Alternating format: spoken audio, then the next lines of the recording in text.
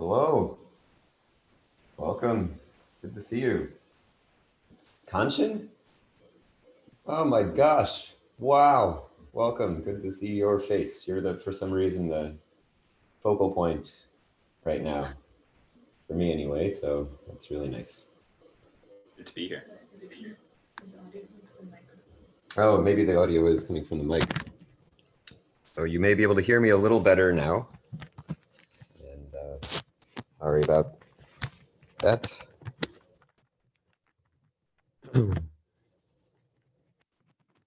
Okay, so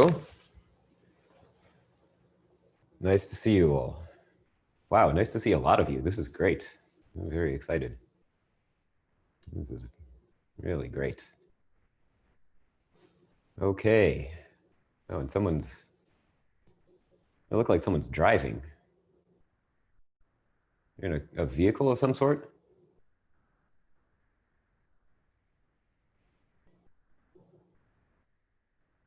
Huh. Well, welcome. Good to see you all. As usual, let's start off with practice.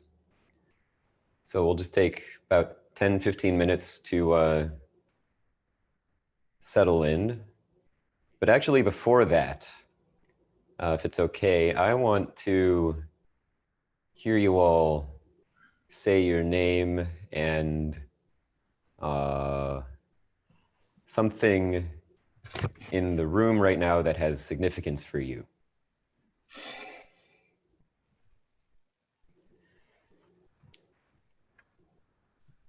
So go ahead and start off. Nathan, is it? Yeah. Hi, I'm Nathan, and I found this shell on a beach where I've gone many summers, most summers, with a friend from Texas who comes into California, and it reminds me of her. I found it at a time when I was there without her. Wonderful. And Zev, could you help us move through the names in order? Sure. Can we have Morgan speak? So Morgan. Morgan, and I have this exercise ball. It's just significant because it's nice to put my legs across it when I'm meditating. Check. Thank you. Well, Arafat. Arafat. Hi. Hello. Hi. How are you? Well, how about you? Yeah, I'm joining in from Kenya. I'm doing great. I hope I'm audible enough. Mm-hmm. Great. Yeah, I'm joining in from Kenya. It's just shortly after. It's just around 5 minutes past 1 a.m. So it's a great pleasure to be here joining you for today's guided session and talk. And yeah, these sessions are really, really great, enlightening, and also very educative. Proud to be part of this close community. Wonderful, and really exciting that we're connecting through you to Kenya. That's wonderful. Nice to be here with you on this. Thank you. Plan. Thank you very much. Yeah. Thank you very much. Can we have Ethan? Ethan. All right. I'm Ethan. I'm tuning in from San Francisco, and the special object is the Nalgene bottle. Keeps me alive. Nice. Very good. Very good.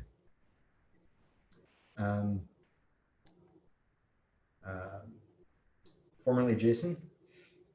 Formerly Jason. Hi, everyone. I'm formerly Jason, now Kanchan. And the thing in my room, I'm going to pick up my computer to show you. It's over here on my wall. This is, my sister made me this. might be backwards, but it says joy and authenticity for my birthday, SpongeBob SquarePants. And that is translating from Chinese to English, my name, Kanshin. Really? Yeah. Wow, that's amazing. That's so nice. Yeah. All right. We have Lynn and Bob. Lynn and Bob. Well, we have something that's a thing, but most important to me in this room is Bob, my life partner who's sitting next to me. But it is dinner time here, and we have a lovely aroma of some zucchini bread that just came out of the oven, and we're about to make for dinner trumpet mushrooms, which were freshly hand-picked today. Foraged today. Wonderful. And Bob. Oh, ditto. Aforementioned. Yeah. Very good. Very good. Let's have Margaret. Margaret. Hello. Special things in the room are formerly Jason, my friend I haven't seen in a long time, and Morgan, I haven't laid eyes on you in quite some time, so that's special. I'm wrapped in this huge wrap that my mom made for me when she was about 92 years old, and I'm surrounded by my plants, so I'm in my super special place. Thank you. Oh. And I appreciate, if I'm not mistaken, your interpretation of room that includes Kanshin and Morgan. Yeah, I thought that's what you Really meant. nice interpretation of room. So I assume by room you mean planet and not virtual reality. Well, they're in my room right now, right? We're here together in my room, right? Yeah, exactly. And again, I just assume that by room you mean planet. Okay. We're together in your room right now. Okay, yes, we are. And then nice to be here. Nathan. Nathan. Did we already do Nathan? I think we may have started with Nathan. Oh, my mistake. So, well, again, Nathan. Pam. We can't hear you, Pam. Yes. But Pam. Yes, I am here. I'm in ordinary Los Angeles area, and I'm out on my deck, and I haven't been out here in a while. So I'm looking forward to spending a couple of hours with everyone just on my deck that has lots and lots of seashells from the ocean, which is about 2.5 miles west of me. I probably have 200 or 300 seashells on my deck here that I've gotten from the ocean. Wonderful. Let's go to Renee. Renee. Hi, everyone. I'm Renee. And it doesn't seem very original now, but when I thought of it, I was the first one who was going to say my laptop because it has my Zoom, because it brings my Sangha here. And everyone who is on this call is in my room. So that's what is most special to me right now. Mm-hmm.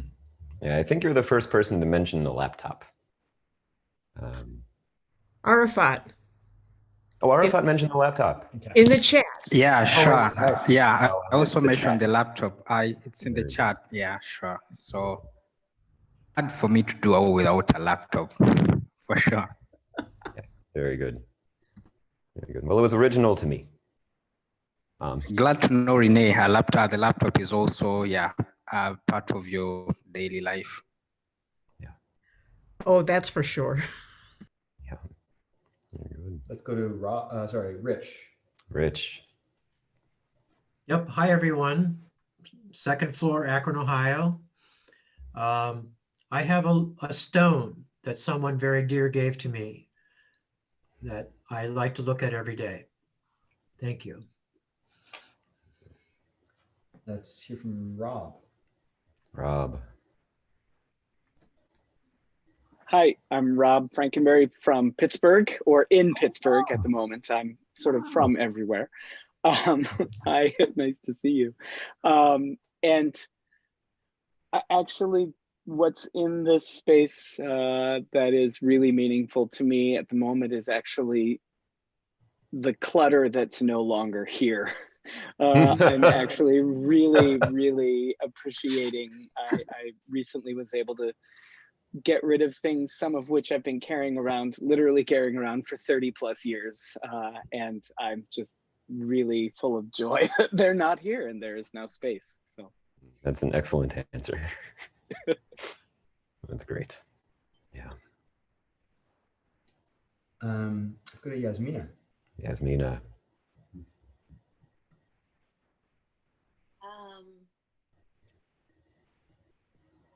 I've been trying to. Oh, you're coming in very faintly for some reason. Oh, my Wi-Fi stinks.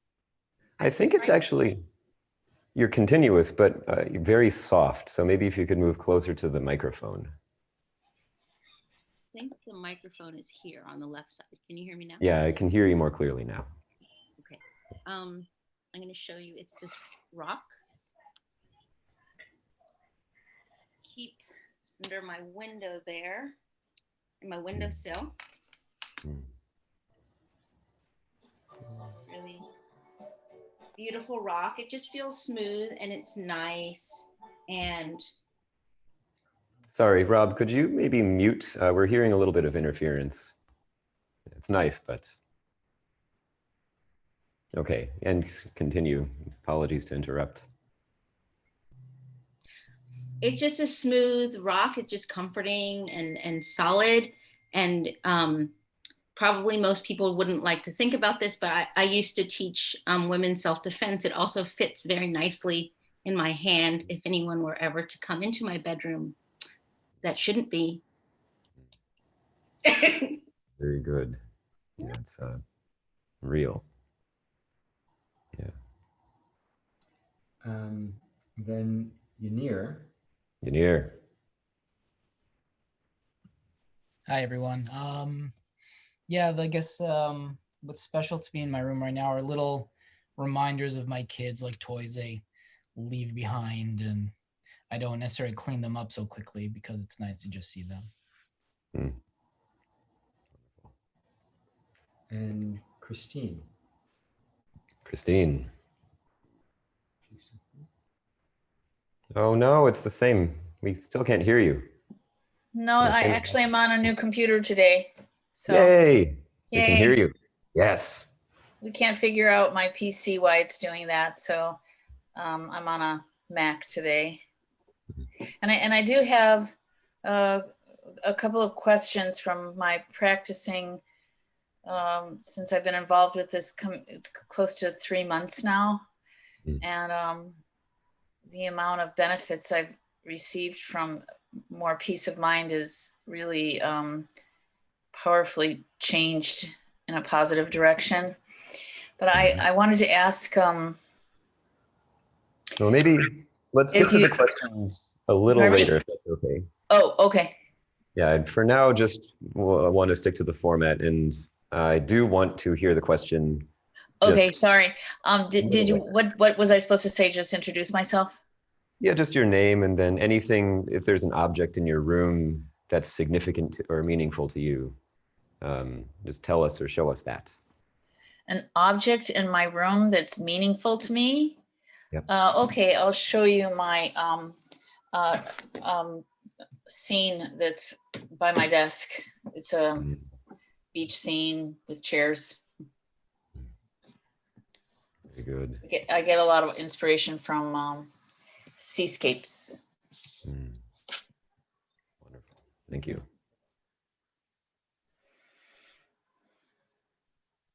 Was that everyone? Great. Well, we have more people in the room. So I don't know how we're going to do this. Maybe if you all just from you this way, say your name and everyone gets to have the same significant object in the room, which is what I will introduce. And you have to speak, here. No, just try to use your voice so that it hits this. Well, we can actually. Okay, yeah, whatever works. Okay, speak there. Hello, I'm Anna. I guess my significant object will be Don't worry about it. Okay. You don't have one. It's the price you pay for your training.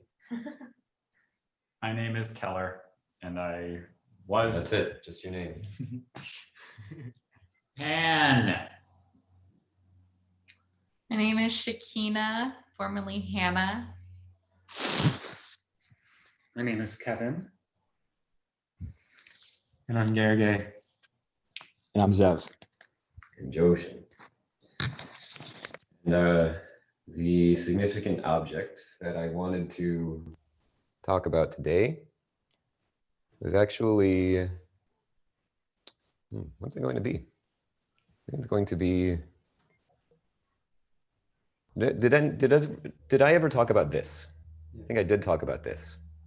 Okay, I talked about this, but not everyone knows about it.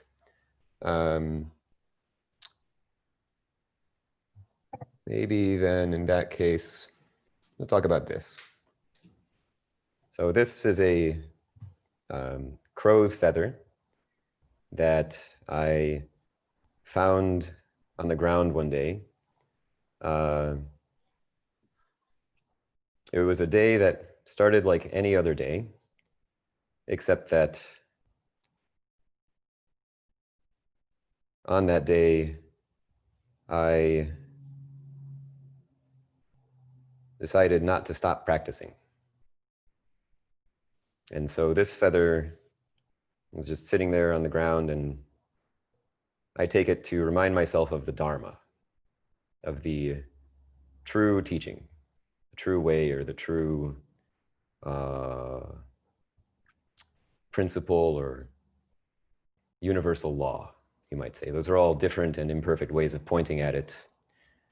And another way I might point at it is just that it's the rhythm. The feather reminds me of that. The feather is connected with that for me and now for all of you. So, crow's feather.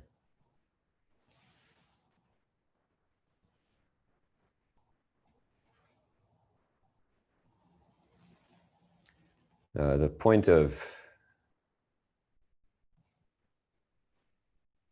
Dharma is very subtle and very significant, not to be skipped over.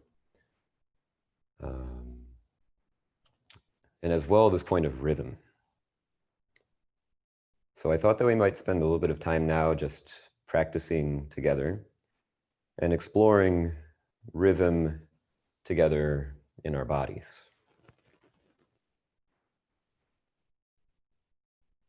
So I'll offer some guidance and we'll just sit together for a little bit.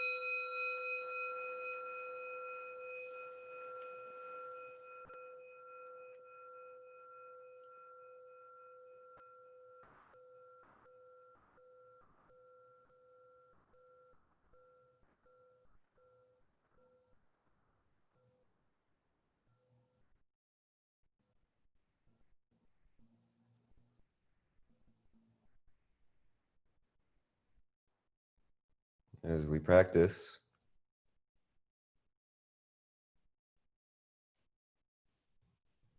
this exploration of rhythm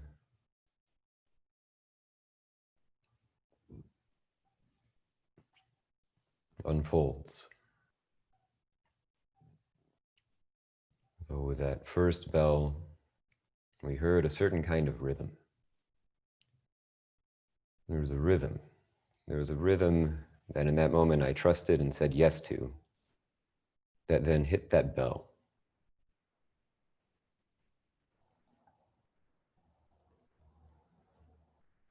That rhythm you may have noticed, or perhaps not, but perhaps. You may have noticed that that rhythm was kind of choppy. It was a little bit forceful, a little bit staccato. And that actually came through in the bell. I felt it in my body and I said yes to it, and it came through in the bell.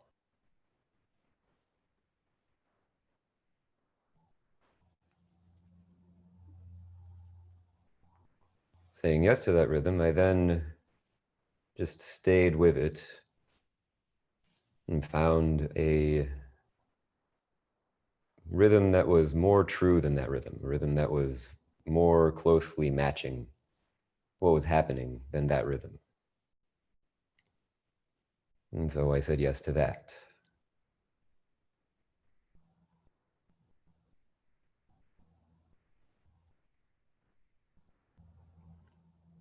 We have a chance to explore this now directly in our bodies. So as we are sitting here, we are breathing, our breath has a certain rhythm.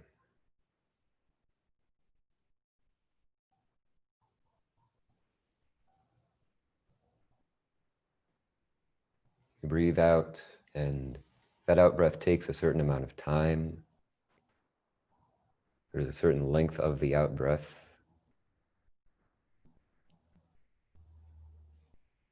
And the in-breath takes a certain amount of time. There's a certain amount of length to the in-breath.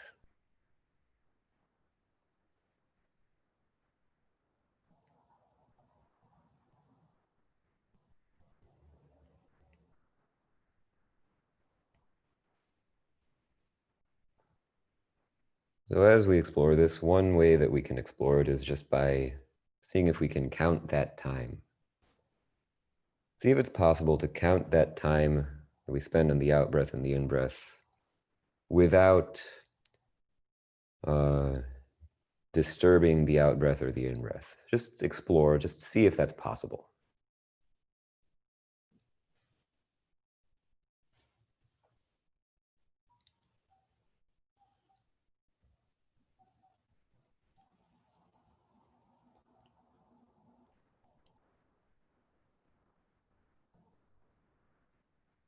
And if you find that you're disturbing the out-breath or the in-breath, then there's absolutely nothing wrong with that. Just stay with the counting and see if you can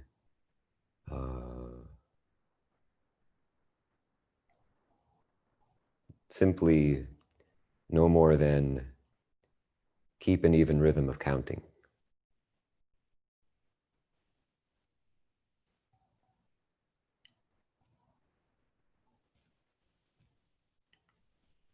Or if the counting is too much to keep track of, then simply stay with the direct experience of the rhythm of the breath as it is.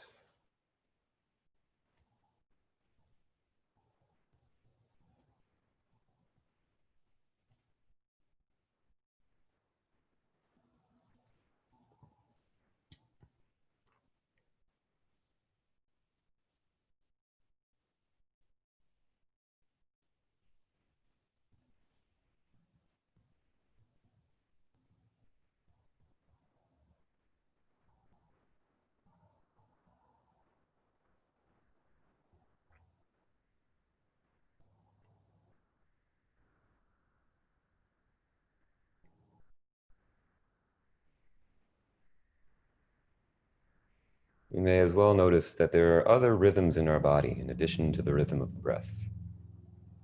So the breath has a certain rhythm, certain principle, certain, you might say, law. And then elsewhere in our body, there may be other rhythms in addition to that rhythm. In particular, we may notice that there's a rhythm in our heads. And there's a rhythm of thinking, and it's actually possible to experience this rhythm as a physical body sensation. So this isn't the same thing as attending to the thought itself. You can attend to the thought, maybe subtle or gross mental talk or imagination. But you can also attend to, without worrying about how or if it's connected to the thought, just the rhythm that is happening in this part of the body.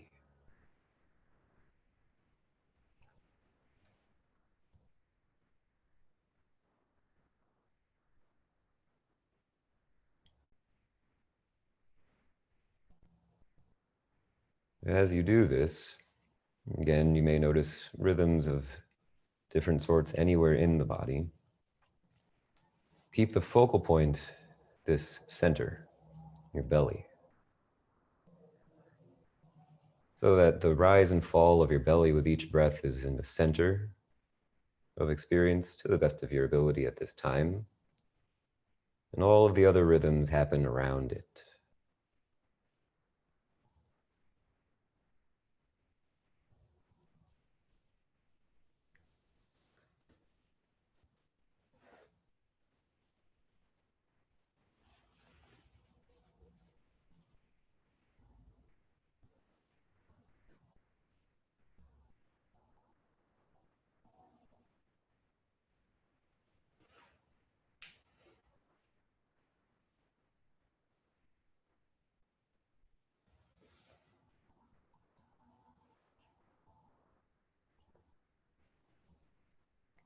As we attend to this and trust it,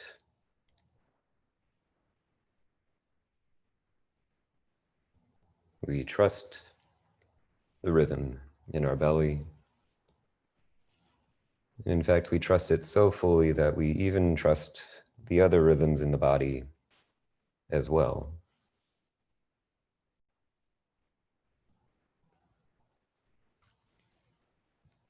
And yet there is a way in which this rhythm of the breath, although not maybe ultimately, but there is a sense that this rhythm of the breath is in some way, somehow more trustworthy, somehow in some way more accurate.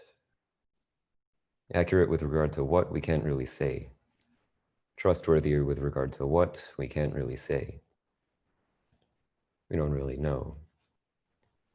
But there may be that sense as we stay with this rhythm in the belly.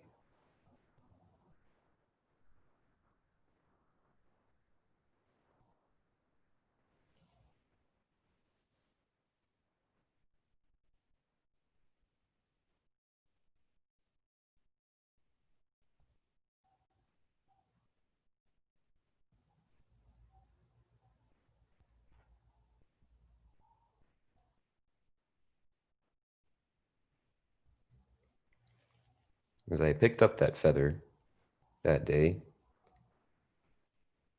the thought occurred to me, this Dharma is light as a feather.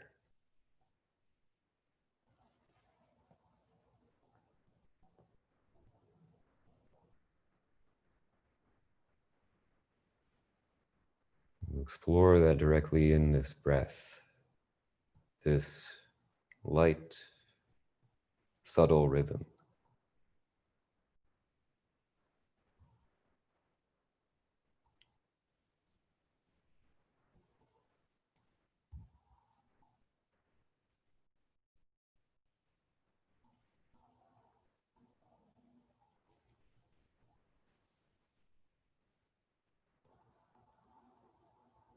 As we explore this, we may notice that gradually can mean either minutes or years, the other rhythms in our body come into alignment with this rhythm. And this rhythm as well comes into alignment with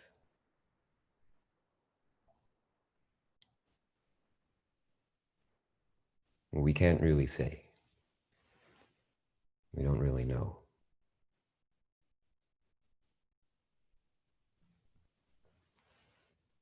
Perhaps just for the simple reason that all of the knowing we do is taking place according to this rhythm, which we directly observe is not the same as this rhythm.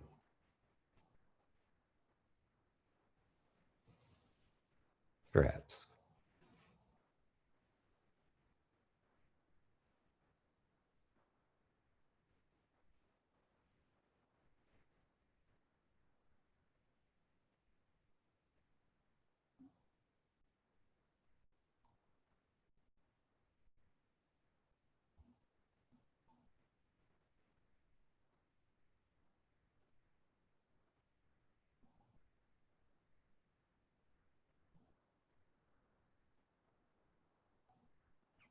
And yet strangely we find that even that rhythm up there, that too comes into alignment with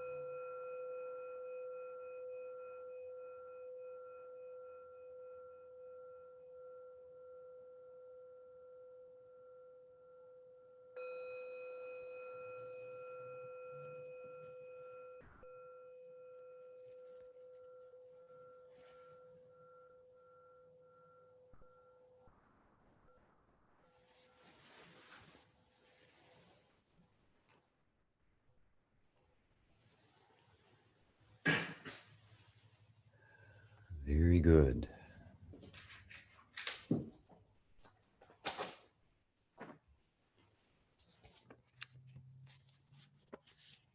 So,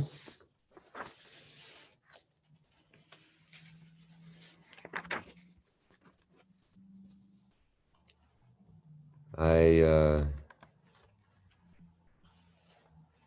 was in a state of great confusion when I made the topic for this Saturday sit,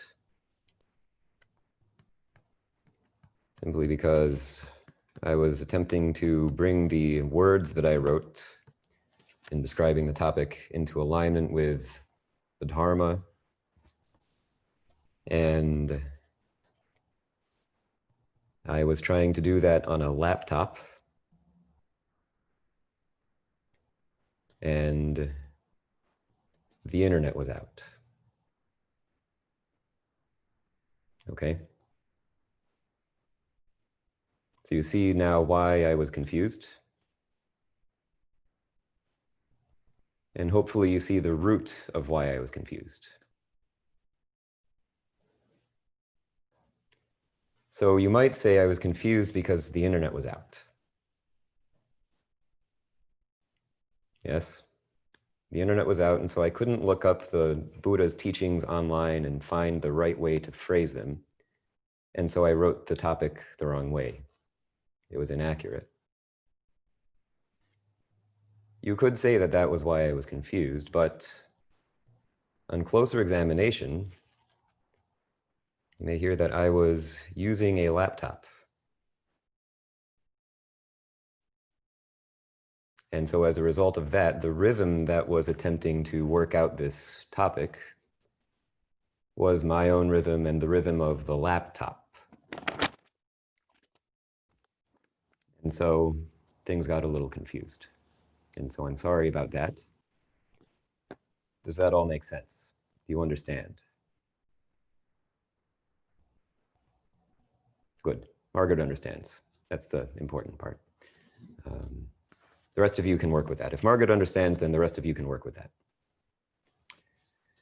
So, I believe that as written, the topic was something like,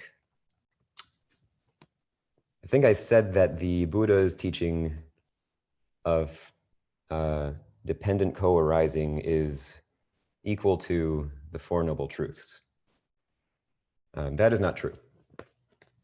As far as I can tell anyway, that is not true. I don't know that that is true, and I suspect that that is actually false.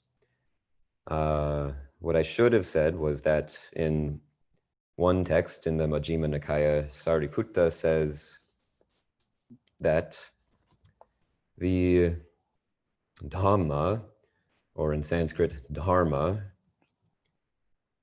the Dhamma is the teaching of the Four Noble Truths. Pardon me. Actually, no, this is important. Does anyone look this up? Majjhima Nikaya 28. Sorry, my mistake. I had a little bit of research to do to give this talk, and I didn't do that. So Zev has to do it now. So just search for Sariputta in that text. 28. Search for Dhamma in that text, actually.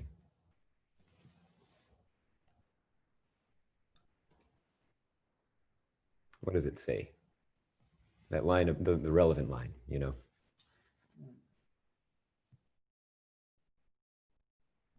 I would, but I don't have glasses on. Dhamma is equivalent to, or Dhamma is equal to, or something like that. Dhamma is simply the, or whatever. Yeah, keep searching. It's in 28.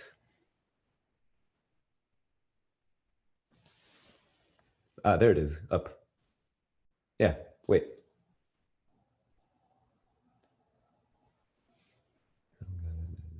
No, okay, that isn't it. I apologize. Whoever sees dependent co-arising sees the Dhamma. Whoever sees the Dhamma sees dependent co-arising. Very good. Very good. So the Buddha's teaching of dependent co-arising, whoever sees that, sees the Dhamma. Whoever sees the Dhamma sees the teaching of dependent co-arising. So that was my mistake, and I sincerely apologize for that mistake. I hope that none of you got thrown off too much by it, and I will work in the future to hold this Dhamma more carefully. So, in any case, the topic today is going to be in this Anāthapiṇḍika Sutta, or in Sanskrit, Anāthapiṇḍika Sutra, this text of advice to Anāthapiṇḍika, the Buddha's chief patron, or anyway, chief male patron. We're going to start in on this text with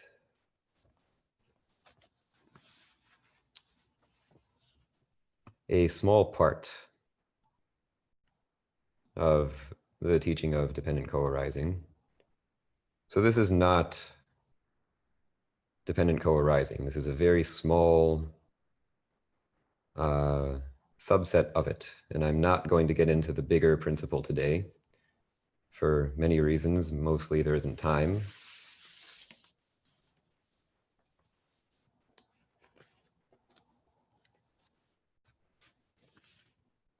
So, okay, these first few lines of the text, of the teaching anyway, say householder, Anāthapiṇḍika. So Sariputta is speaking to Anāthapiṇḍika, and he's saying, householder, you should train thus.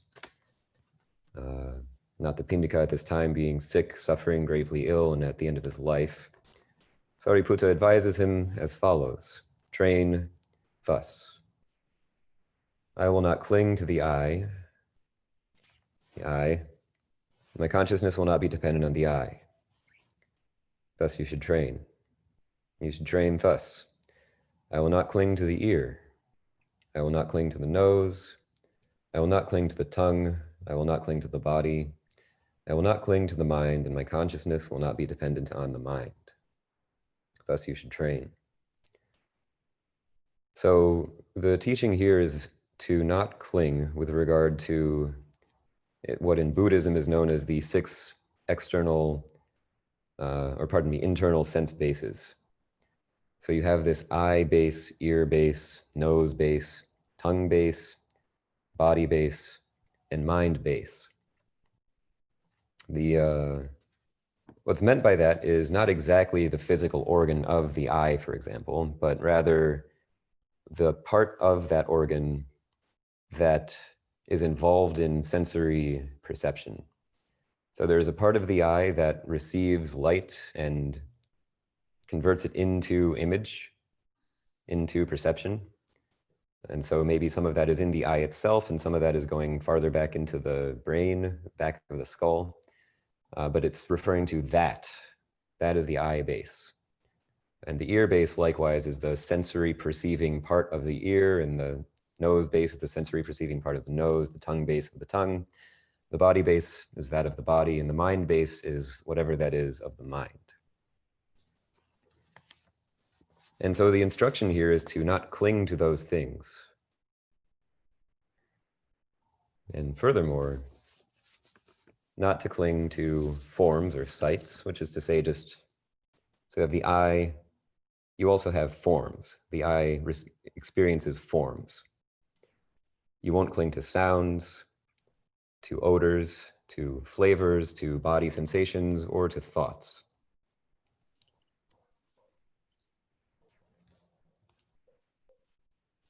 And we may already have a sense of terror at this. We may already have in our bodies the sense of, oh no, not this. Not this stupid teaching about how you shouldn't cling to sensory experience. I hate that. That's so annoying. Why do all these Buddhists always do that? Perhaps something like that is arising for you right now. If so, that's okay. You're not alone. I'm right there with you.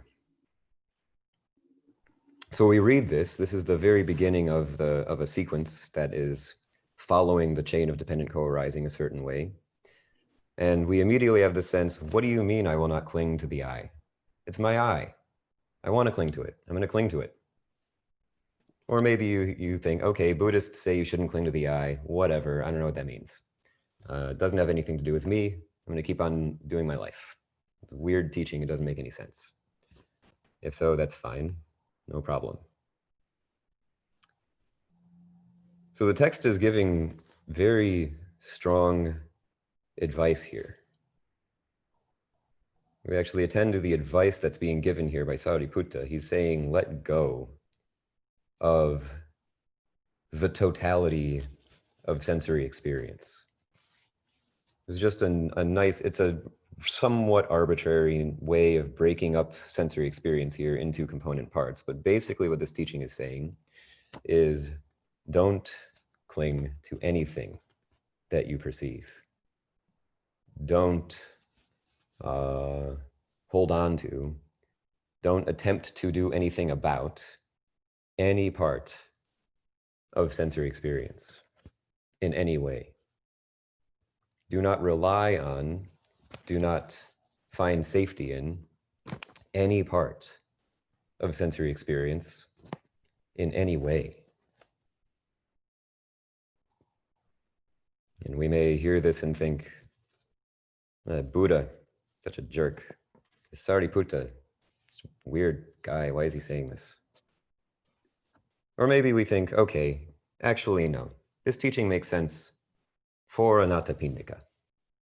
Maybe we're at that point. Maybe we've gotten that far. We're at the point where we can acknowledge that people die, and Anāthapiṇḍika is dying, and that when someone is going through the process of dying, a teaching like this may be good advice. Yes? We acknowledge, we consider, we reflect and say, well, Sariputta's senses are not going to help him save the world today. Sorry. Sariputta's senses are going to help him save the world today. Anāthapiṇḍika's senses are not going to help him save the world today. He's dying. His senses are just going to keep on telling him that he's in agony in a bed, and there's no hope of doing anything about any of it. Anāthapiṇḍika's senses are just going to keep on telling him that, and so it makes sense that we would teach him or advise him to, at that time, under those circumstances, not cling to the sense bases, not cling to sense experience. But definitely the rest of the time, you know, A, you got to save the world, and you need to cling to your senses in order to do that, because if you don't, then you'd probably fall over and die. And B, you want ice cream. You want ice cream and you want to not be stung by bees. And so it seems like a good idea to try to cling to sense experience and make sure that you get ice cream and you don't get stung by bees. Right? Yes? You can nod or shake your head if you understand or don't. Yeah, great.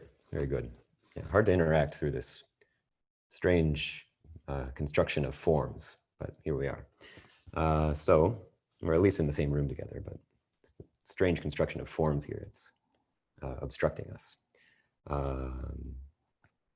It's okay. I'm glad for it. I'm grateful for it. Otherwise, I don't know that I would be able to see or hear you, but can't not acknowledge that it is obstructing us. So, okay, why would we follow that teaching? What's the purpose of that teaching? Well, the purpose of that teaching is relatively simple.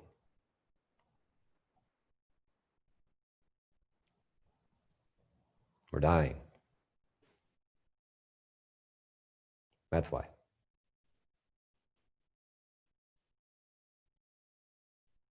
That's why it's a good idea to follow that teaching. Because we're going to die. And in fact, we're dying.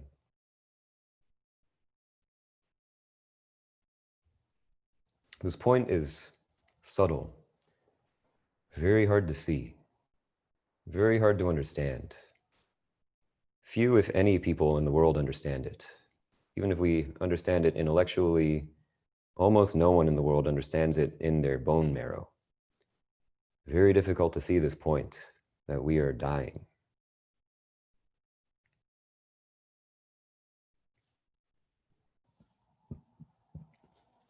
Certain resident at Maple by the name of Sanchin once expressed this really nicely after a retreat. So everyone had been sitting for a week and just looking really closely at sensory experience, which is what you do. And at the end of the retreat, we had a time to share what we had known, what we had realized, what we discovered by going through that process. And the circle came over to Sanchin, and it was his turn to express. He had to say something. And so he just in a very natural way said, ow. Oh yeah, I'm dying.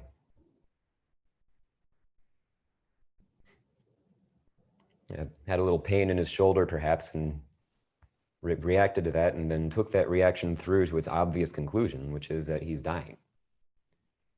That this body is full of pain, and it will keep being full of pain until we die. And that it's full of pain because, in fact, we are dying. And we are trying to prevent that process on a continual basis by clinging to sense experience. So, the body's full of pain, discomfort, unhappiness. Also joy. The body's also full of joy. That's also true. Don't hear what I'm saying as there's no joy. If I point at pain, don't think I'm not pointing at joy. Just same spectrum, it's one thing. If there's pain, there's joy. If there's joy, there's pain. So your body's full of this huge joy, and at the same time, it's full of pain and discomfort.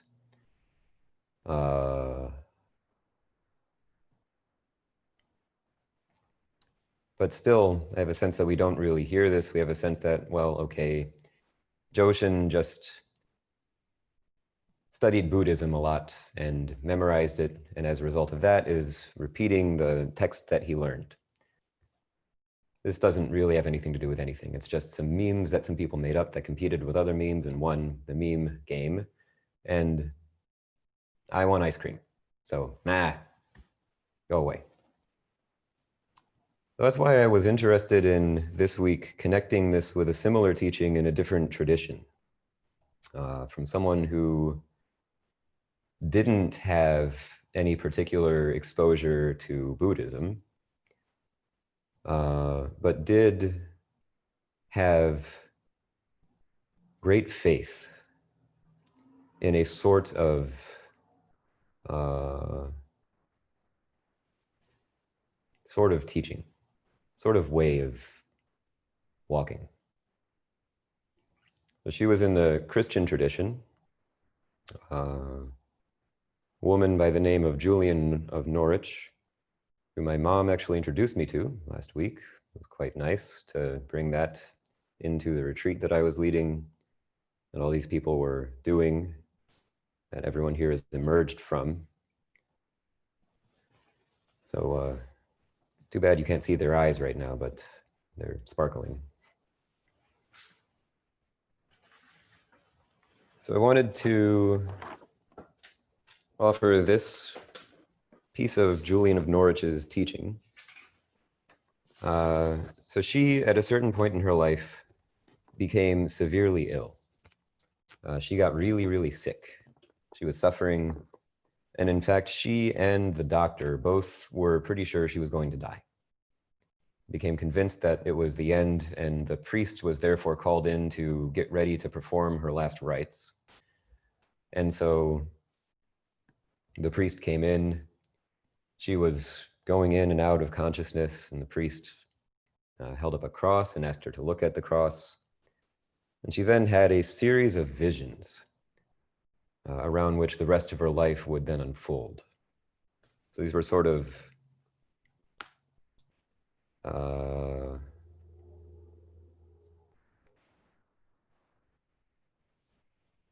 not exactly dreams. Wouldn't quite be right to call these dreams. I'm talking about this sort of vision. So a dream is one kind of experience. We all dream, we've had dreams. A dream is, we know how dreams are. Sensory experience comes, it goes. It's somewhat arbitrary and meaningless, or perhaps there's some plot line to it. But in any case, there isn't really any meat to it. There isn't any substance to it. A vision like this is more than that. It's sort of, in a way, it's more substantial, more real than ordinary waking reality. At least I suppose, judging by my experience and my reading of her experience. This vision is like you're walking around in everyday reality, and that's real to a certain extent, and it's constructed to a certain extent. You can go in the direction of less constructed.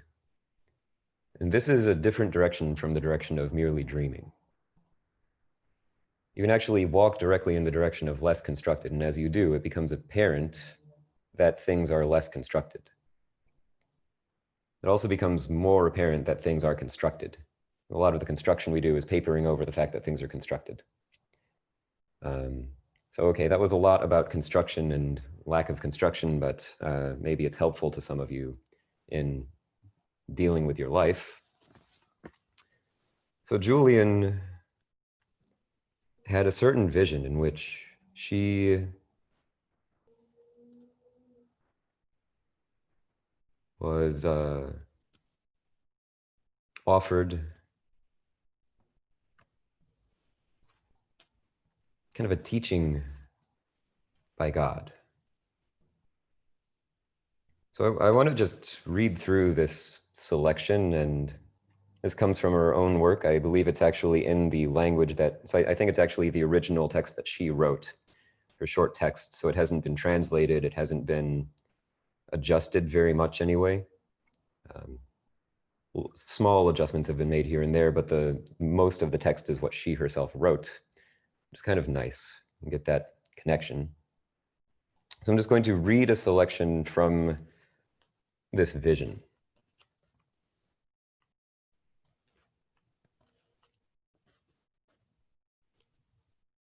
Then came suddenly to my mind that I should desire the second wound of our Lord's gracious gift. She talks about 3 wounds that she received. I'm not going to go into that right now. That my body might be fulfilled with mind and feeling of his blessed passion. For I would that his pains, capital his, Jesus' pains were my pains, with compassion and afterward longing to God. But in this I desired never bodily sight nor showing of God, but compassion, such as a kind soul might have with our Lord Jesus. For that love would be a mortal man. Our Lord Jesus, that for love would be a mortal man. Compassion, such as a kind soul might have with our Lord Jesus, that for love would be a mortal man. And therefore I desired to suffer with him. This is extremely subtle and profound. She actually brought forth the desire to suffer with Jesus, which in the Christian tradition is, it's taken to be the case that Jesus on the cross took on the suffering of all of, at least, mankind. Said that on that cross he took on all of the suffering in the world. And so she at that time wanted to suffer with him. And she explains why. She says, due to compassion, due to concern, due to the longing, the desire to connect, to be with this person. She desired to suffer with him, to meet him more closely, more accurately, more completely. She desired to suffer with him. And she says, he showed me a little thing, a quantity about the size of a hazelnut, in the palm of my hand, and it was as round as a ball. A little ball she can hold in her hand. I looked thereupon with my eye of understanding and thought, what may this be? What is this? This little ball that's in my hand. And the answer came. It was answered generally thus: it is all that is made. This little ball, the size of a hazelnut, is everything that is made, all that is made. So she says, I marveled how it might last, for methought it might suddenly have fallen to naught for littleness, for being so small. And I was answered in my understanding, it lasteth and ever shall last, for that God loveth it. And so all thing hath the being by the love of God.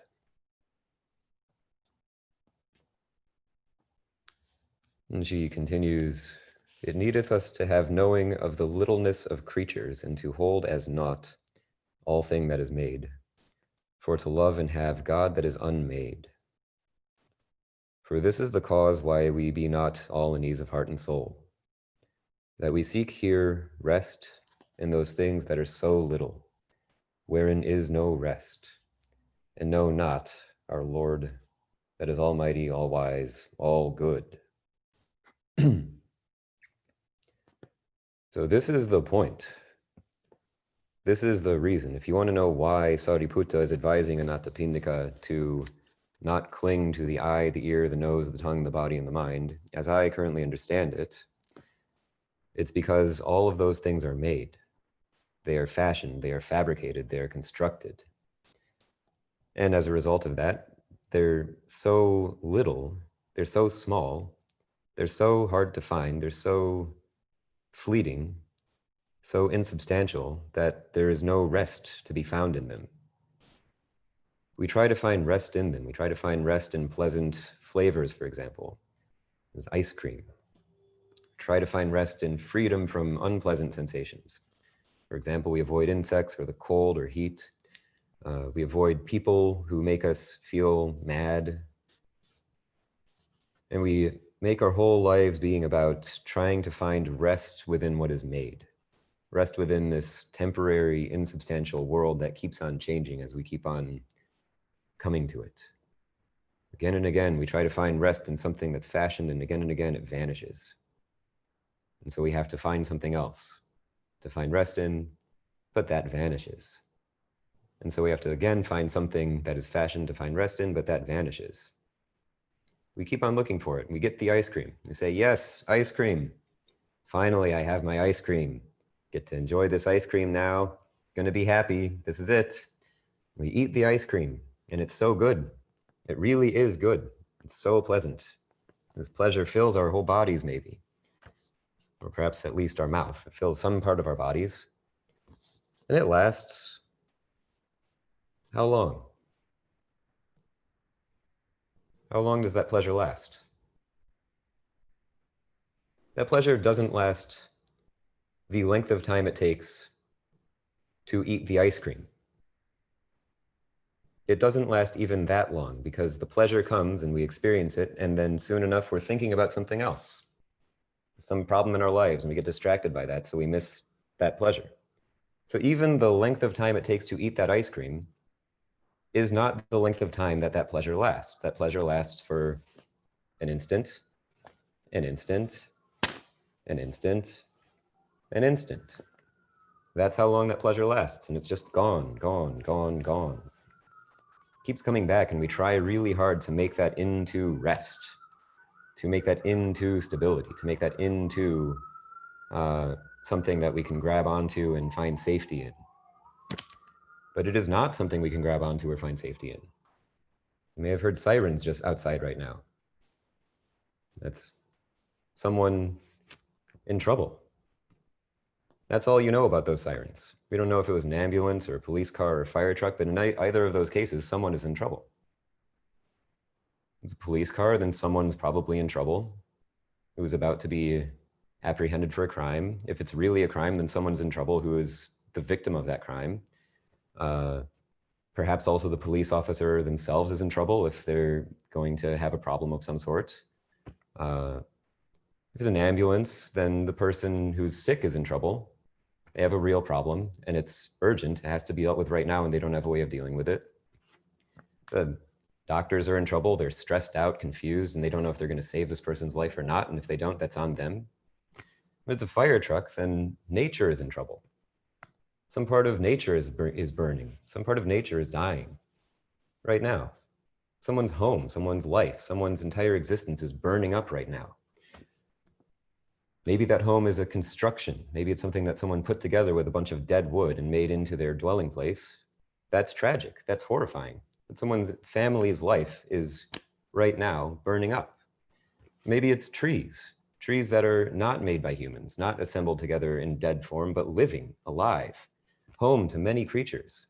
All those creatures are in trouble right now. That's just one little siren on one little street in one little part of this great big room. So there's trouble. There's trouble, and furthermore, there isn't safety, there isn't rest, there isn't security anywhere to be found in this room. You can search the entire vast room, this room, the world, the entire world, and not find rest in any of it. Why? Because it is made, because it is fabricated, because it is constructed, because it has been put together and therefore it will fall apart.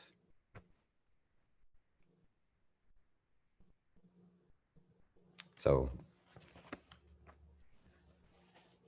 Julian continues. We seek here rest in those things that are so little, wherein is no rest, and know not our God that is almighty, all wise, all good. For he is the very rest. This is extremely significant. He is the very rest, or if you like, she is the very rest, or it is the very rest, or they are the very rest, or we are the very rest, or you are the very rest. There isn't a good way to say it in any language, and least of all English. Terrible, confusing, labyrinthine construction of sound that we somehow try to use to communicate with each other. He or she or they are the very rest. The very rest. He is the very rest. She is the very rest. They are the very rest. They are rest. She is rest. He is rest. We're searching for rest.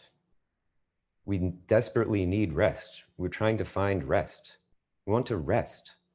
We want to let go. We want to relax. We want to be able to be at ease and at peace. But we're searching for that rest in exactly the place where no rest is. We keep on searching for that place, for that rest in exactly the place where there is no rest. That's why Hakuin says in his Song of Zazen. We are like the son of a, or like someone, I'm not going to try to quote that actually. I don't have that text internally memorized enough. I'm not going to try to quote it right now. It's as though we're someone who's thirsty. We want water and we're trying to get water. So thirsty. We're swimming around in a lake desperately looking for a cup of water. We can't find it. So we keep on fashioning these little devices out of the water lilies that are floating on the surface of the pond, trying to get a little bit of water onto them somehow. Got some water onto that leaf. Try to get the leaf into your mouth, but you have to swim now towards it, kind of. It's weird, it's confusing. And eventually you get a couple of drops of water into your mouth. And that's enough to sort of barely keep you surviving, kind of. But you have to keep doing that, and it never ends until you sink. That's the situation that we're in, searching for rest in all that is made. Again, because it's made. That's why there's no rest in it. Because it's made. It's made, and therefore there's no rest in it. And Sariputta is explaining in this teaching, in this text, how it is made. He's explaining in this text how we go about making this room. This text is now, in this part of the teaching, going to explain how we make this part of the room. Pardon me, how we make this room.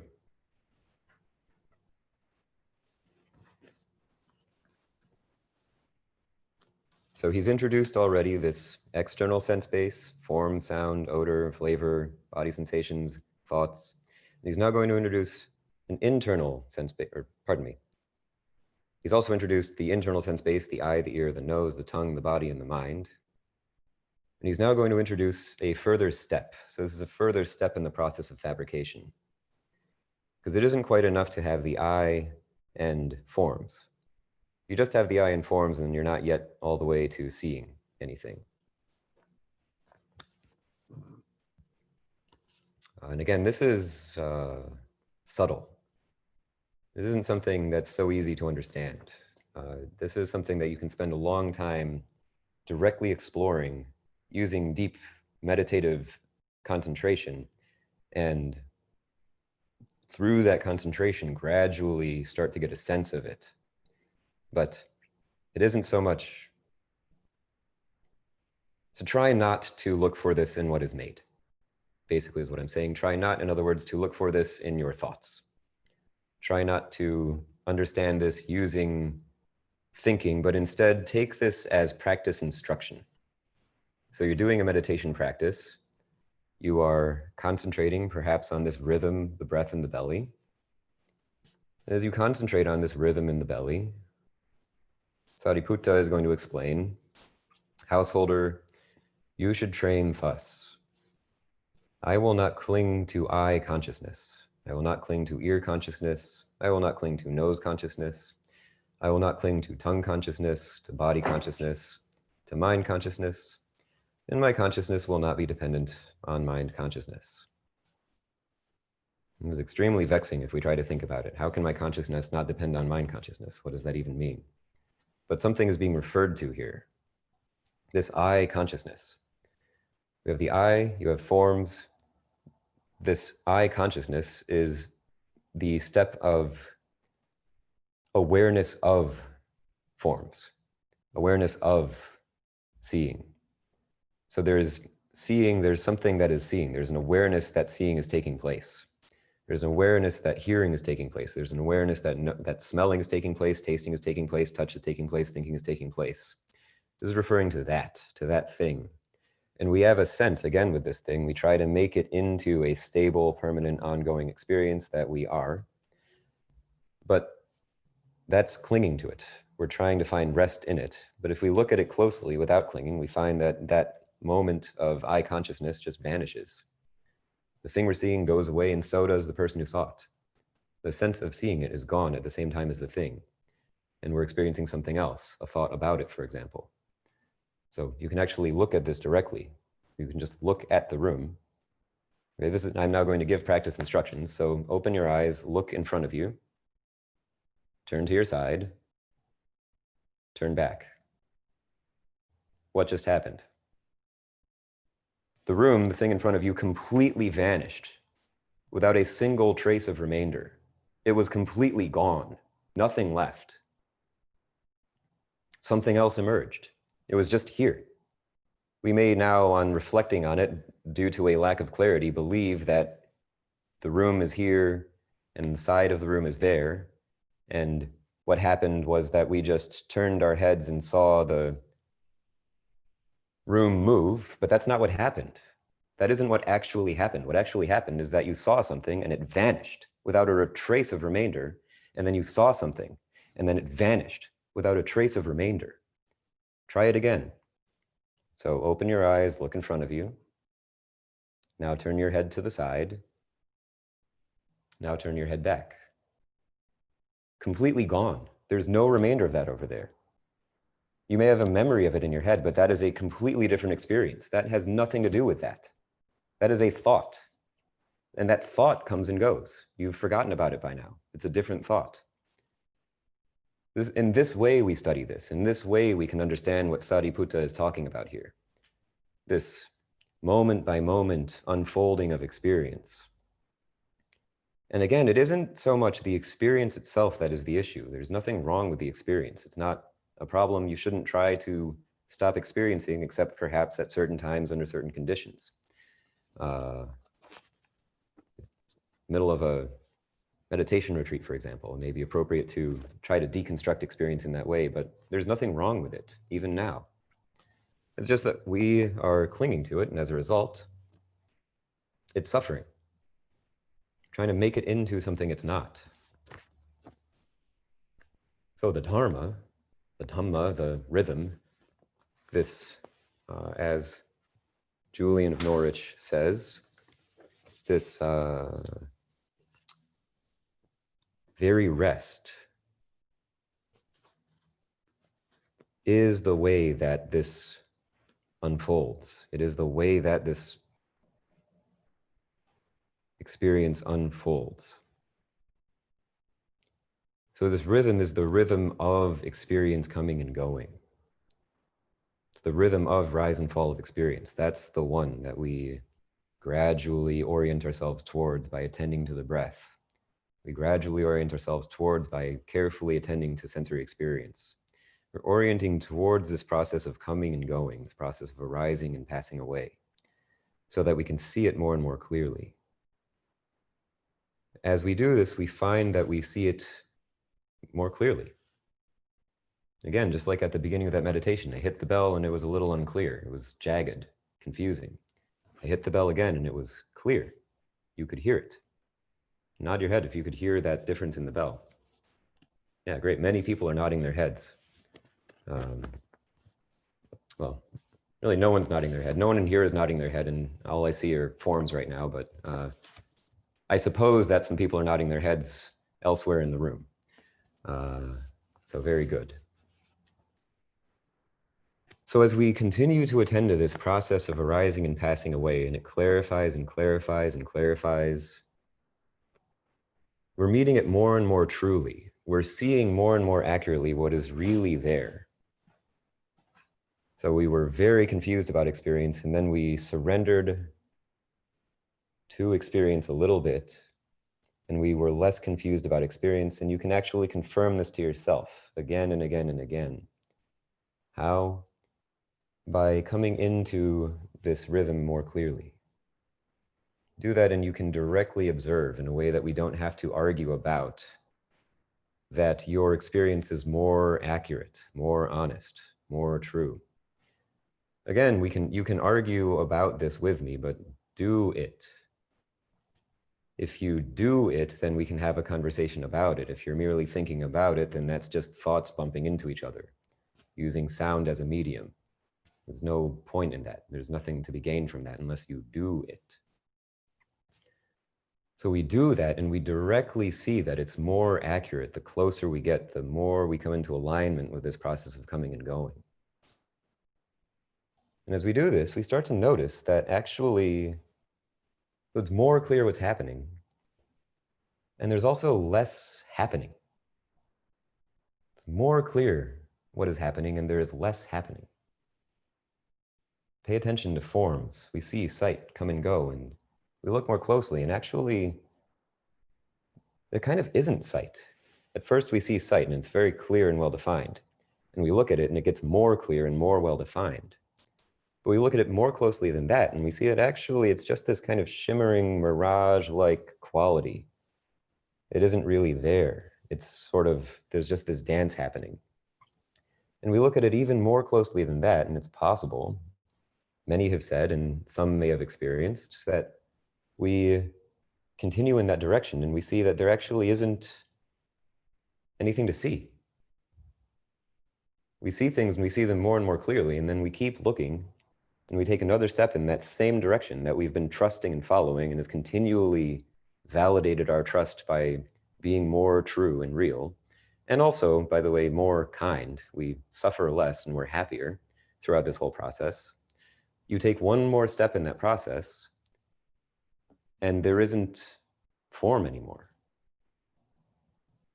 You can try looking around, but you can't see anything. There isn't anything there. You can back out of it and you see things again, but you go back in again and it's gone. It's arising and passing away. You look at it more and more closely, and as Forall says, at a certain point you start to see that actually, so first you see that things rise and fall, but at a certain point you start to see that actually, if you meet it truly, things don't really even rise. And they don't fall. You can't say that they are there, and you can't say that they are not there. This is very mysterious. Again, you can puzzle over it intellectually, but that's not what I'm referring to here. I'm talking about the direct experience of it. This is very mysterious.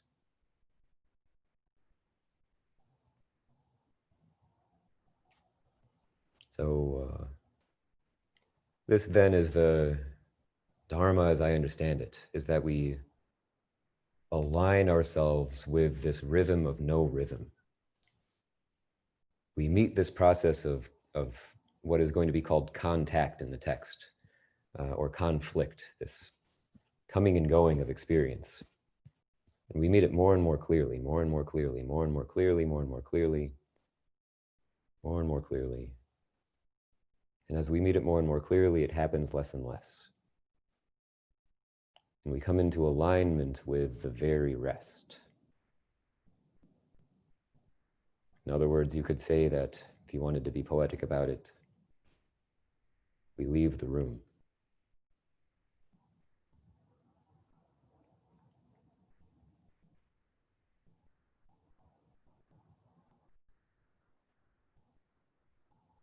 And then you can come back into the room.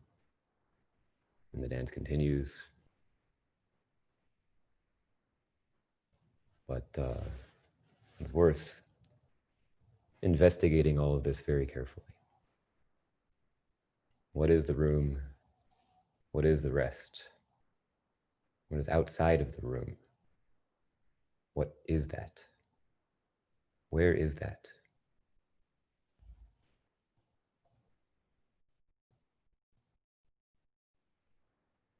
And then this process unfolds of discovering what's true.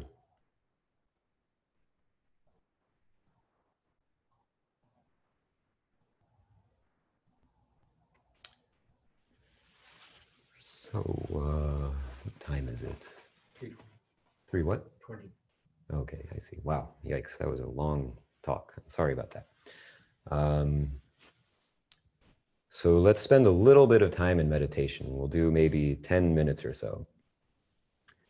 As we do this, I'm in advance going to offer practice instruction, which you can then implement, and I'm not really going to say anything during the meditation.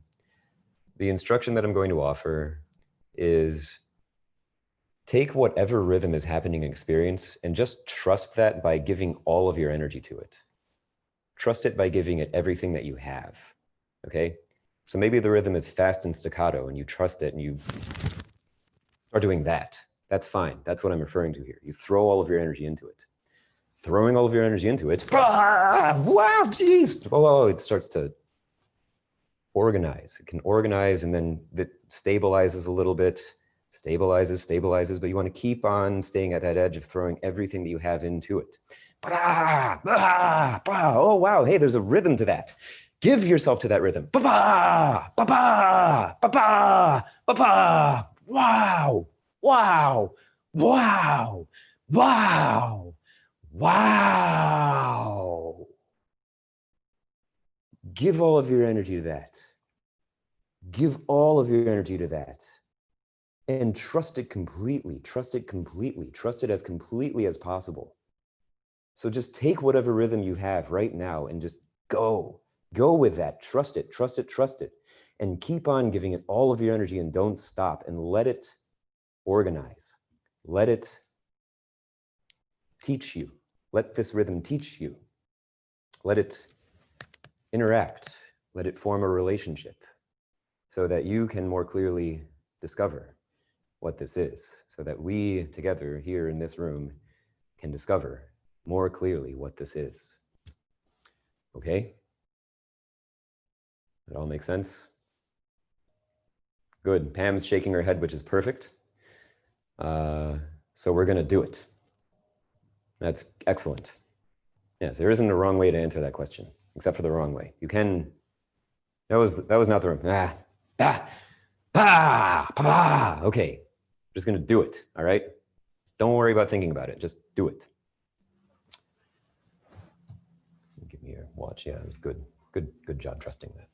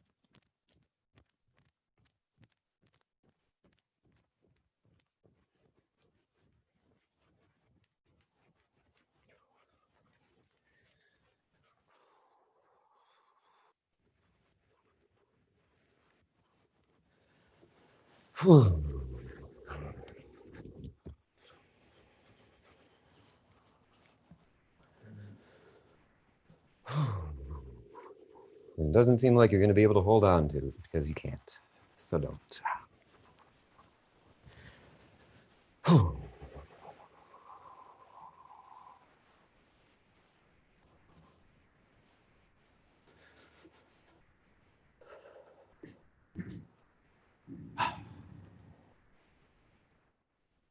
And those in the room, out of compassion, won't make too much noise if you can help it, but those who are further away from the microphone, so all of you virtually can make as much noise as you can, as you want.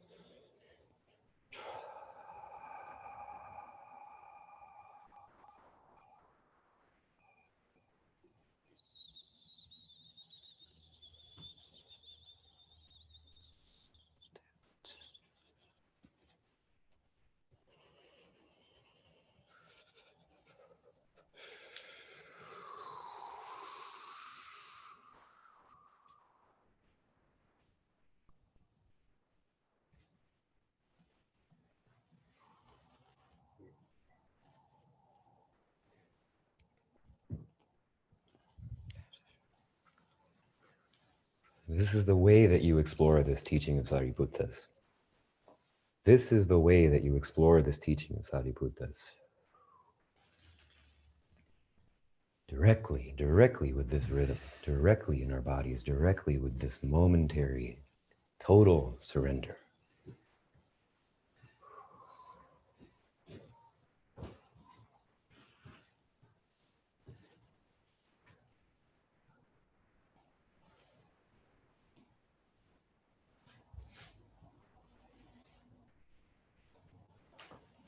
It's not what you thought it was going to be. It's not what you planned it to be. You didn't think you were going to do this when you woke up this morning.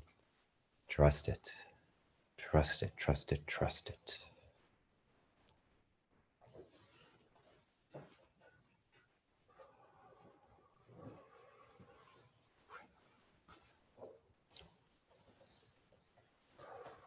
And it's like you're just riding it. You don't know how to ride it, but you are riding it. You can't argue about that. Even if you argue about it, you're still riding it.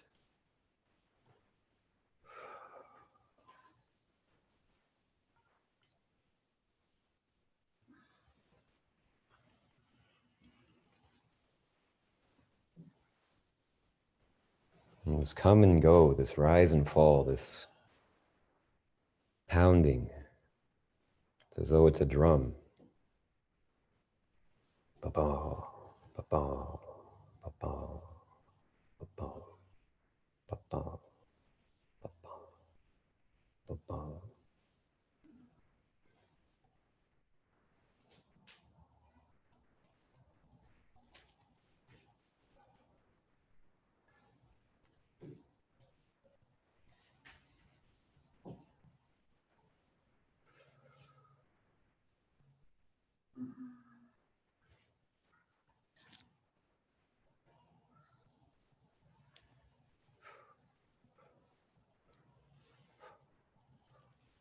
This experience is, it's as though it's being taken apart, moment after moment.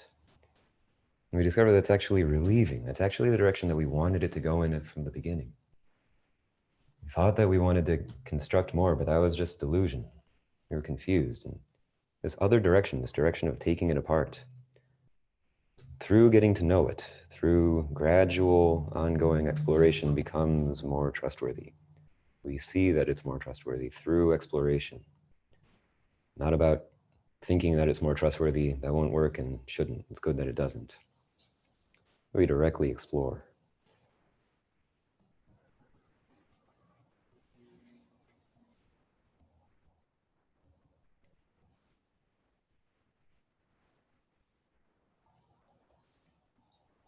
Not about it looking any particular way. If you're sitting still right now and practicing, that's perfect. If you're moving around, that's perfect. Whatever it is that's happening right now, you just trust it by giving it all of your energy right now. Trust it by giving everything that you have right now. That doesn't look any particular way. It's just this experience.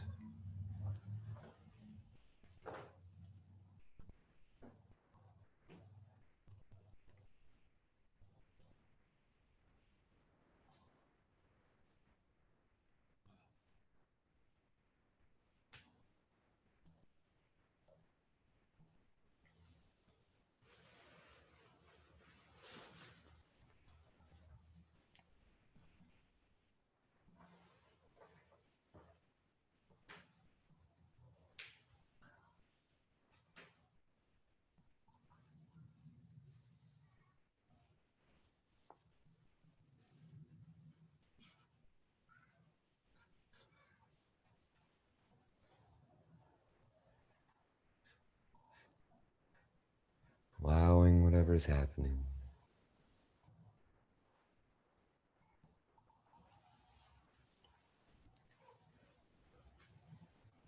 Just ongoing, how to do this, how to give this energy to the rhythm of this moment.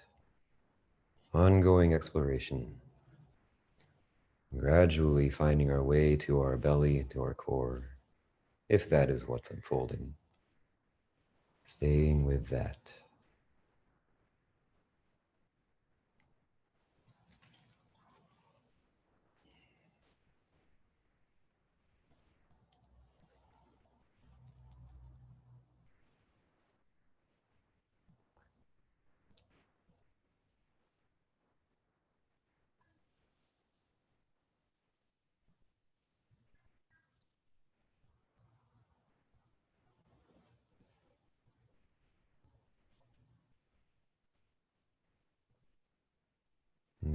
This rhythm is ordinary.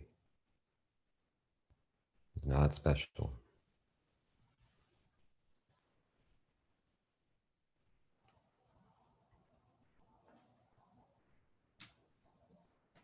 This has been said since ancient times. And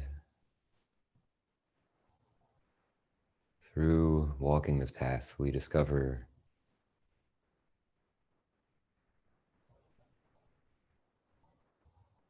what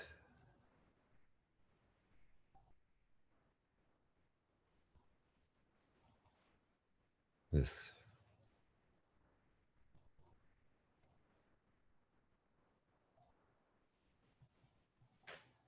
ordinary rhythm is.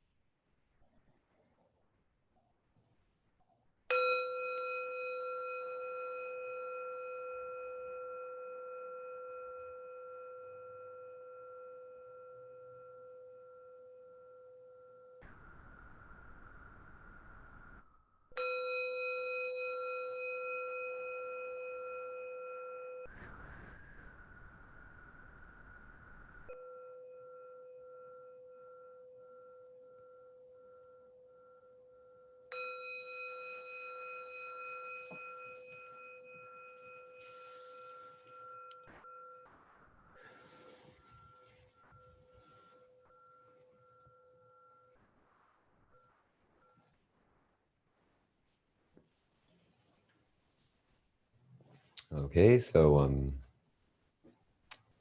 thanks for going on that exploration with me.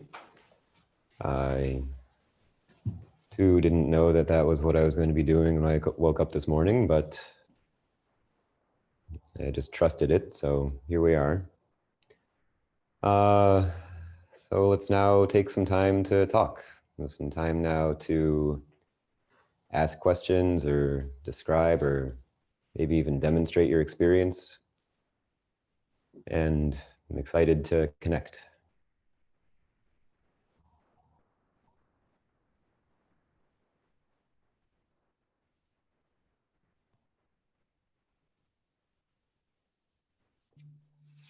I have a comment.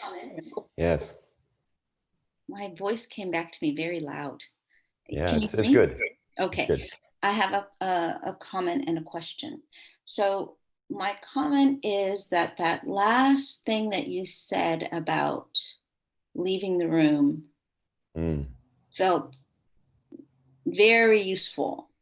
Going into this sit, imagine, you know, when as I sit down in some room, and then if I'm making contact with whatever I'm making contact with, but if I were able to meet that very rest, then metaphorically I would leave the room. And I feel like I know what that feels like in moments.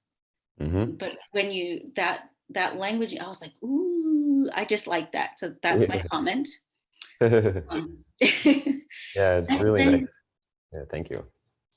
My question, and feel free to not answer it, doesn't resonate, but I'm wondering, when you put out the title for the talk about the Buddha's teachings on independent arising, and then this saint person I'd never heard of, like, was there kind of a spark of inspiration? And I would be curious to hear about that. Like, did something arise in you that you're like, ooh, in some way? Yeah, yeah, I think so. So it's sort of like, what was it that inspired making that connection? Yeah, it was basically just, so my mother introduced me to Julian of Norwich. It's actually kind of interesting. I'd been leading a retreat. Now this is a fun question. I'm going to answer this maybe in a little bit of a roundabout way. So I was leading this retreat, and there were both men and women on the retreat. And I had reflected up until this point, it's been day 2 or 3 or something, I don't remember exactly when, of a week-long retreat. Up to this point, it's been men. who have been teaching. You know, I've been, of course, attempting to convey the teaching, and the teachings that I've been conveyed have mostly been about men. And that's fine, that's okay. Mind is not male or female. This teaching has nothing to do with gender, but also in a sense, it's not okay. There's value to the perspective that women bring to this as well. And I thought for the sake of the women, and then also maybe even the sake of the men, it would be good to hear some women speak. And so I said that to my mom, and my mom said, well, hey, I just came across this amazing Christian mystic. I thought you might appreciate her. And so I followed up on that. I downloaded her short text and I read through some of it. And I decided, I just had this sense, okay, this is the part that I'm going to talk about. This is the thing that I'm going to attempt to convey. And so through conveying that, I would basically, my thought process, as I recall it anyway, was essentially, let's spend some time with Julian of Norwich. She seems pretty deep. Okay. Yeah. Thank you. Yeah, then, that's beautiful. I kind of wish I'd known that up front. If you do this talk again, I'm like, wow, that makes a lot of sense. Thank you so much, cool. Yeah. So then just to continue with that thread, if you don't mind. So I then gave the talk and realized as I was giving the talk, oh, she's talking about that, you know, again and again and again and again, over and over and over again. I know, you know, there's this Dharma, this Buddha Dharma, this teaching of the Buddha, the guy who lived 2,000 years ago and got some people to repeat stuff a bunch, right? So is there something true in it? What is it? And I've read it and studied it and practiced it for a long time, and I'm starting to get a sense of what little pieces of it mean here and there, what they're referring to anyway. And so then I'm reading through this selection of Julian of Norwich, and I'm just like, oh, this is that. This is really that. That's why he said that. That's why they put it that way. She's clarifying this teaching as I go. I'm learning from her. I'm receiving this whole vast new perspective that I'd never considered before. And it's just, as I'm giving the talk, moment after moment of, oh, that is it. That is also it. That is even more it. I had no idea that was going to be it, but it is definitely it. Again and again and again and again. So I'm just going through this text and it's like, how am I going to hold on? I can't, oh boy, you know, it was amazing. And so after that, I went down and I decided to write, I picked the topic, and then the internet was out. And so the rest unfolded from there.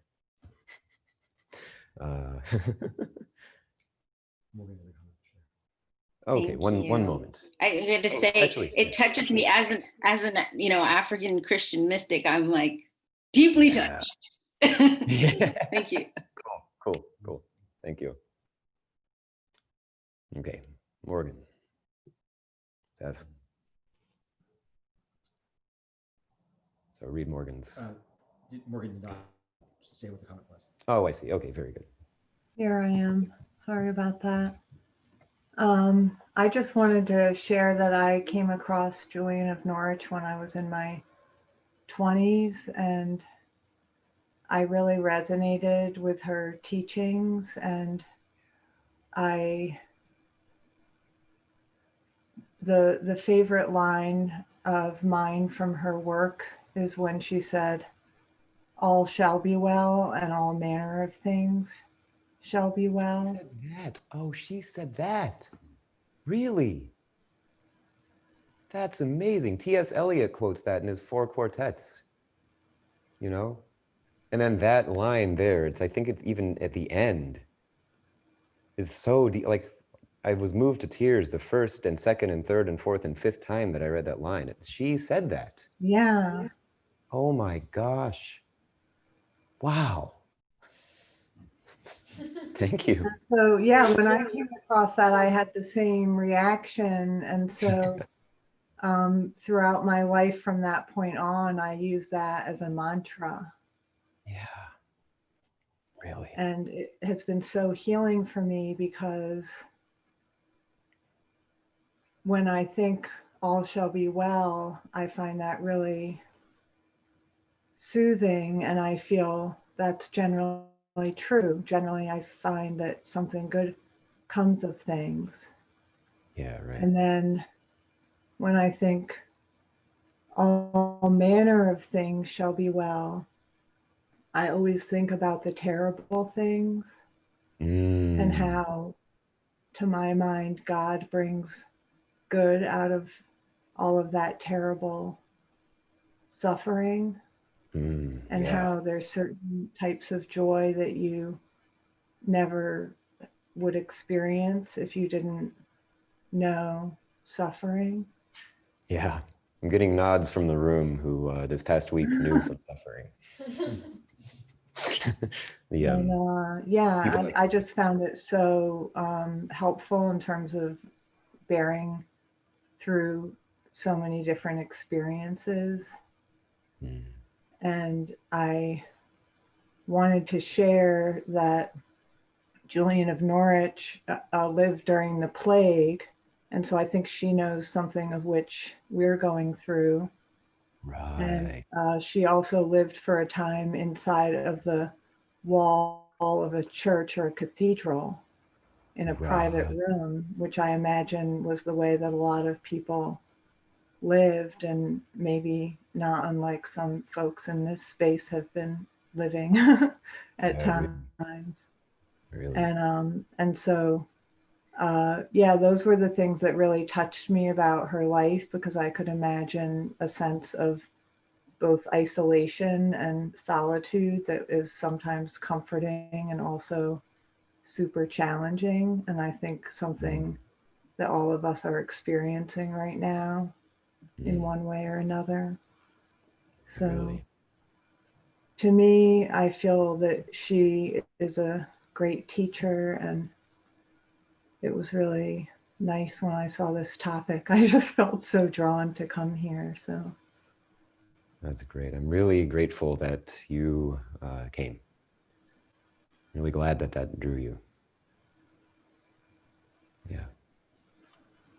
Thank you for that. I really appreciate, most of all, everything you said was wonderful, and the thing I appreciated most was the rhythm with which you said it. Yeah, so thank you. Appreciated all of it. It was a very beautiful share, and the thing I appreciated most of all was the rhythm. This very gentle and clear movement. Thanks. Yeah, a thought occurred to me as you were speaking, which is just one way you could talk about it if you wanted, is the question, how do you turn the room into a church? You know, room is this place where it's all empty everywhere. Everything you look at can't satisfy you. Every direction you turn, there's nothing that you can grab onto that's stable, that will help you in any way. Whereas a church is a room that's empty throughout. So there isn't anyone there to grab on, and therefore there isn't any problem. A simple question. How do you turn the room into a church? And people come to a church. There's Mass. There's such a thing as Mass. People come and they sit down and they receive teachings, and then that actually helps them, and they live. It's alive. It isn't just an empty room with no one in it. It's not constrained in that way either. Thank you.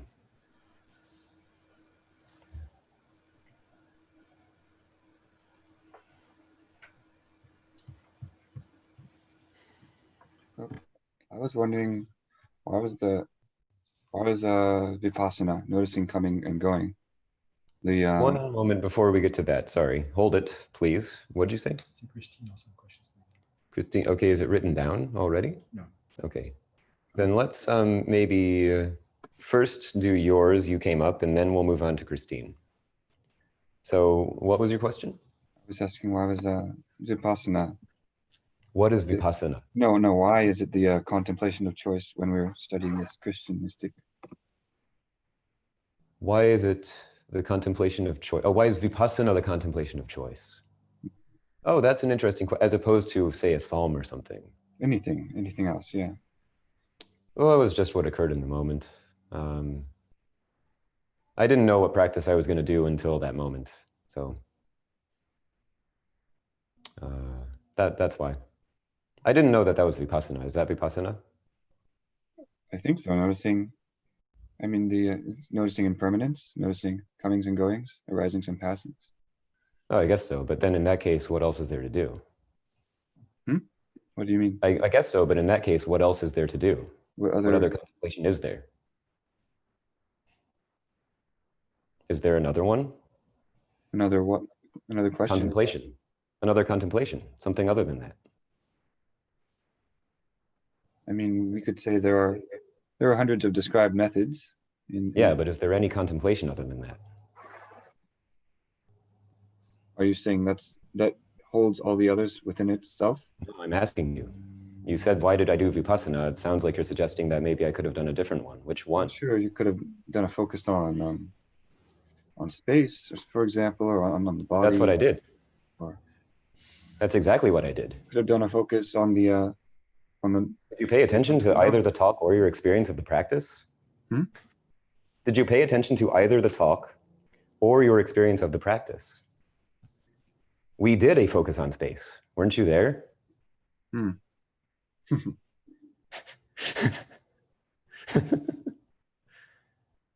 So, sorry if that's a little pushy. I just, that was the rhythm that arose in that moment and I trusted it. But I do appreciate the share. It was a nice jolt. You know, feel grateful for that. So, anything else?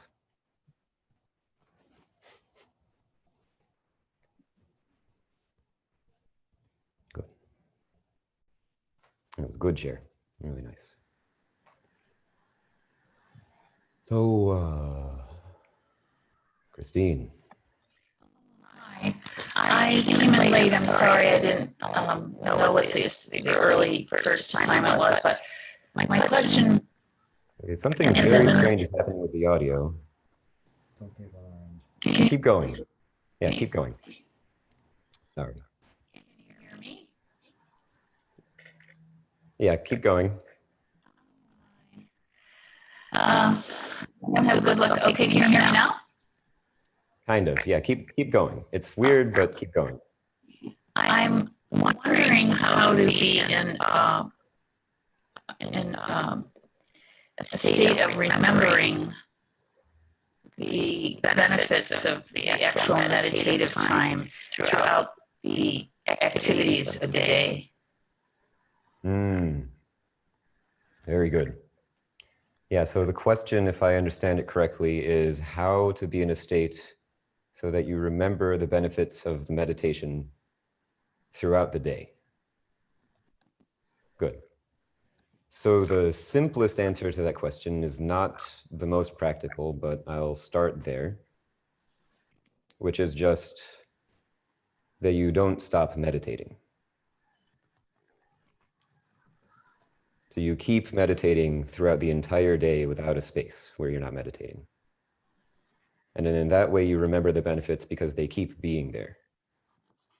Actually, that's what I wanted to hear because that's what I've been doing more and more. And I'm thinking, am I breathing, thinking about my breath too much? Because almost anything that arises now, I go to my breath with the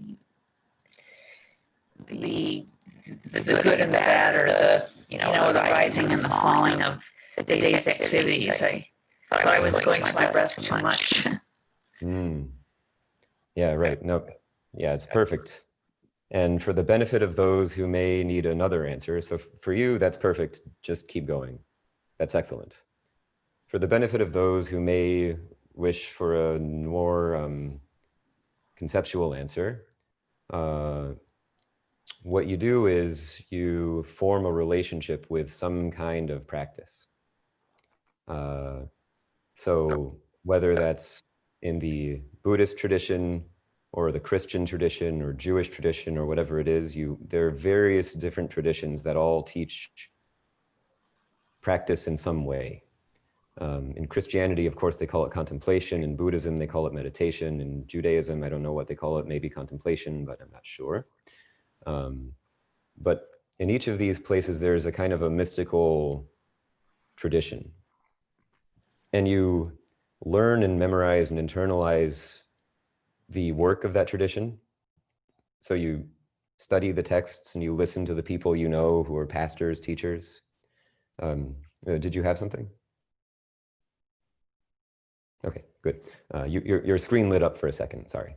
So you study the work of those who have understood it, who practice it, and you keep that in mind as you go about your day. So you're remembering again and again practice, or you're reflecting on the teachings, and then something happens and you say, oh, this is what they meant when they said that.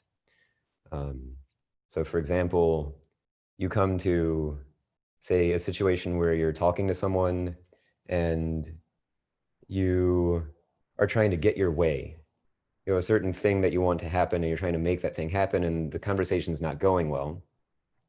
And then you just stop caring about whether you get that thing or not. And then the conversation goes better. You actually find a deeper connection with that person than you imagined you could have found. This then is the teaching of the Buddha on right resolve. So your thought, so in right resolve, your thought is based on non-acquisition of sensory experience. So it's renunciation rather than acquisition, relinquishment rather than sensuality, or giving rather than getting. Different ways of trying to point at it. And so the Buddha has advised that you have a thought based on giving rather than getting. And in that moment, you stopped having this thought of getting. So you had this thought of getting and it was a hard conversation. You let go of that thought of getting and suddenly things went better. You now say, oh, that's what the Buddha meant about, that's an example of right thought being useful in my daily life. So in that way, you gradually uncover what the teaching is referring to. And then you just implement that more and more clearly and directly as you continue. So the answer again was mostly for the sake of everyone else. So hard to say whether it was useful to you or not, but if there's anything else, I'm happy to talk about it.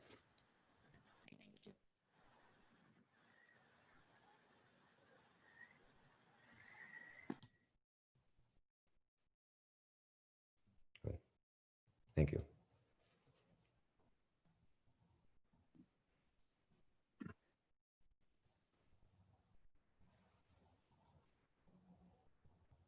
I had a practice Yes. that I came up with recently, and I'm wondering if you might have any response or critique on it. Please. This is sort of my daily life practice, as you were mentioning. That's just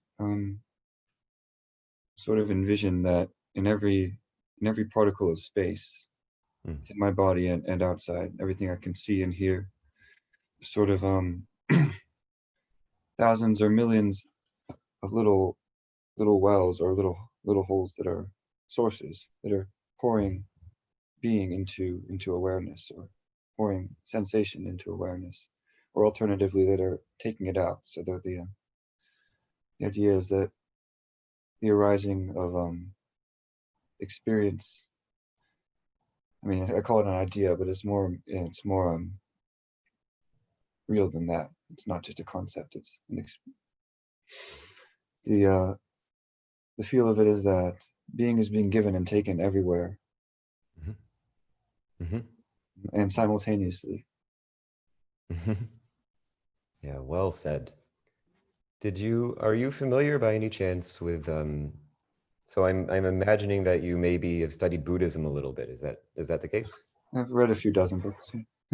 Yeah, cool. So maybe you've encountered the Anāthapiṇḍika Sutra. No, I don't think, at least not by name. I don't know it.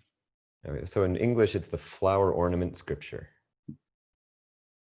So that might be a very interesting text for you to read because it describes that experience.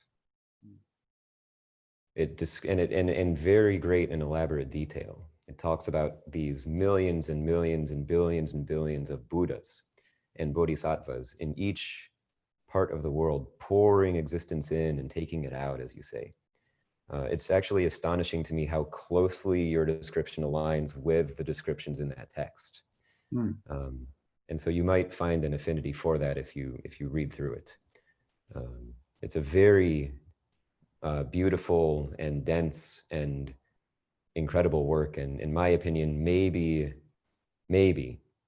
okay, I'm not saying definitely, but maybe the greatest achievement of human literature in history.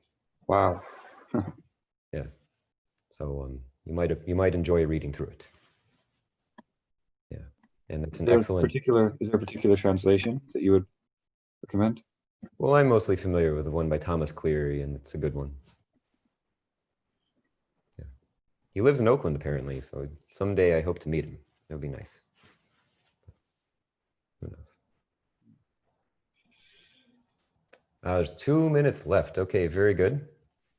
So I think we'll pause there in terms of discussion. I wish that we could spend the next week talking, but here we are. So a couple of announcements. First, I'm giving the announcement this week, not Koshin. Yes. Koshin, our director, is going to spend a little bit of time in solitary training. So he is, as of this past retreat, entered upon some exciting new territory, and we're gonna give him this opportunity to push that territory as far as it will go and explore this vast world that's opened up of, as you said, these millions of Buddhas and Bodhisattvas constantly pouring being into every experience. We give him a chance to spend some time there and really get to know it. And so that means a few things. First, it means that, oh my God, how are we going to run this organization? How are we going to do all of this? What's going to happen? I don't know. It's crazy. It's totally crazy. I can't believe we're doing this. It's a major risk. The organization might fail as a result of us doing this. No question whatsoever that this is the correct decision. I would not make the other decision in a heartbeat. But it is jeopardizing the future of the organization. And in particular, it's jeopardizing our plans to acquire this church, this property that we have to get so that we can move into San Francisco and pound this Dharma drum in the most chaotic part of the world, so that we can bring that whole place into alignment with this no rhythm.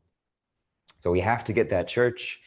We've sacrificed our director, Koshin, to the Dharma. And so we more than before need your help to get this church. We need your help to get this church. Use your energy and creativity, the territory that you unearthed today, or the connections, the karma that you gathered throughout your entire endless cycle of births. Please use that to help us get this church. Come up with a way of making there be a new economic system where suddenly we have $7 million or whatever it is. I don't know how you're going to solve this problem. I don't know how I'm going to solve this problem. But we here in the room together are going to solve this problem somehow. We have to turn the room into a church. Please help us turn the room into a church. And then I guess that was my other announcement. We're still trying to get the church. Oh, the other one is just that good news. We have come to terms on it. So it looks like it's going to happen, assuming that we can get the funding. We have a price that we've agreed on that's quite good. It's lower than the ask. And so the owner is clearly demonstrating a care and an interest and a concern for what we're doing. He wants this to be the thing to happen there. And so it's doing him a favor if we are the ones who do it. Moreover, it's doing a favor for everyone with money if they give their money to this, because it's giving them a chance to give power to love. It's giving them a chance to give this substance of the world to this empty room. A room that isn't even empty. And that's good to do. It feels good to do that. So that's all I got. Thank you very much for coming. Come next week, bring friends. Let's keep doing this. You keep doing it, do your life.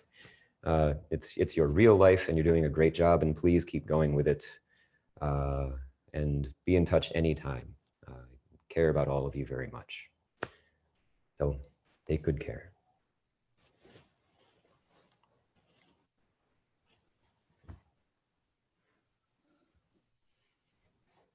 Goodbye. Bye-bye. See you next Thanks, time. everyone. Thanks, everyone. Good questions. Thanks. What was that, Pam? It was just good. Take care, everyone. This was really good. Thank you. Thank you. I have only about an hour more questions for you, but they can wait till next week. Sure. Sounds Maybe good. they'll be solved by next week, huh? Yeah.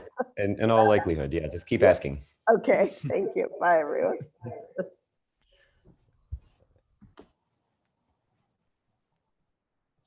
I think I'll be seeing some of you on Monday. Hope so. Looking forward to it.